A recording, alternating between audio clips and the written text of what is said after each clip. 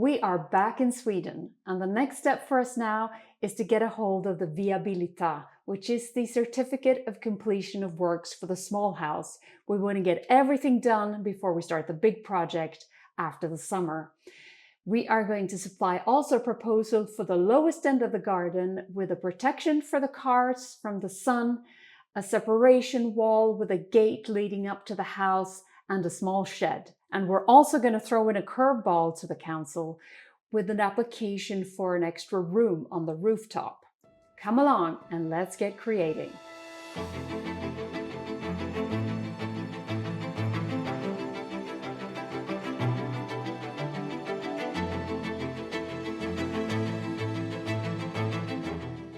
Getting paperwork done in Italy is a time-consuming and demanding process. We had hoped to get the Viabilità certificate in hand months ago. And if you recall, we had an ambition to rent out the house in April and May of this year. But since we didn't have that certificate, we could not apply for the CIN, which is a number that you need in order to rent it out. I had to withdraw the booking.com application, so I'm really sorry if you were one of the people who had hoped to be able to rent it. Please bear with us. We're hoping to have it in place for the next time we try and rent. Pretty much from the beginning of this build, when we bought the house even, we wanted to have a garage area with some protection. And there's another aspect of this house. It has very little storage. So a shed here was essential to us.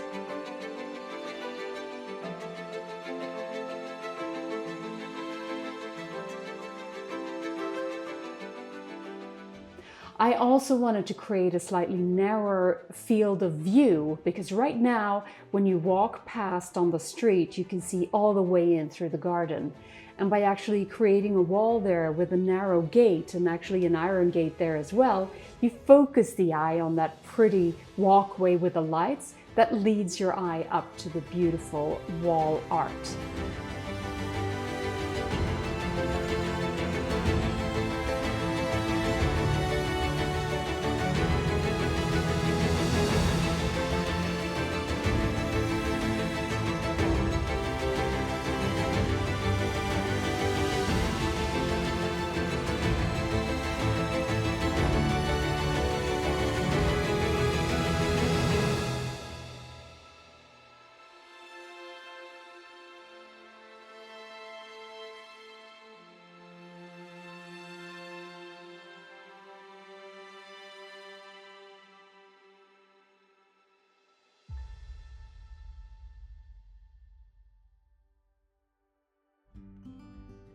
So in this draft of the plans, I have on the facade removed the trim that's currently on the top of the facade, and I've kind of lifted that to the top of the new facade.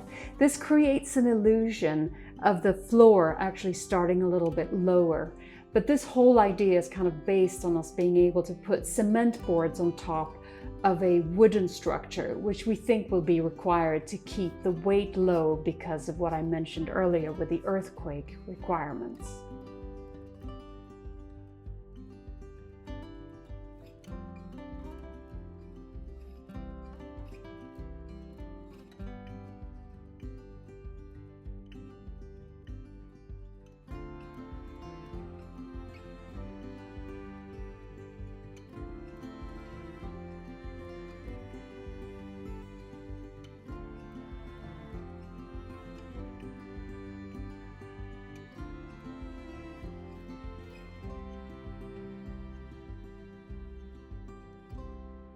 And even though there's a long staircase that leads up here, you have an independent entrance from the street. And also you essentially have an independent apartment, which is going to be perfect when you have long-term guests, or you could even rent it out. So even this is a bit of a long shot. And in particular, we need to take care of the aspects of it being earthquake safe. We might not be able to get this through, but we do think that the question is valid and it will be a correct investment for the house. The floor plan has a spacious bedroom with an ensuite bathroom, And there is plenty of space for wardrobes and also some seating.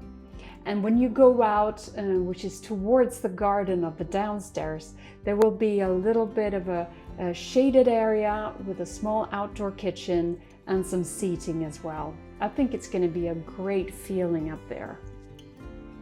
And finally, on top of the finished roofs, we will put as many solar panels as we can possibly fit, because one thing is for sure, with all this free sun power, it's insanity not to take advantage of it, because bills are not cheap.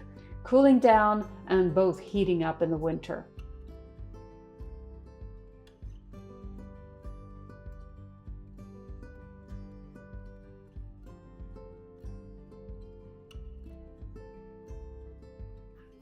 So this time around, we're in Sweden for a longer period of time. And the reason for that, or one of the reasons for it, is that our youngest kids are graduating school. So there is going to be some prep work for their graduation party. And the other reason that we're back in Malmö for a couple of months now is that we're completing a big interior design project, and we're also going to bring you a little bit behind the scenes of that. So you'll also see some of our lives, what's going on when we're not in Italy building.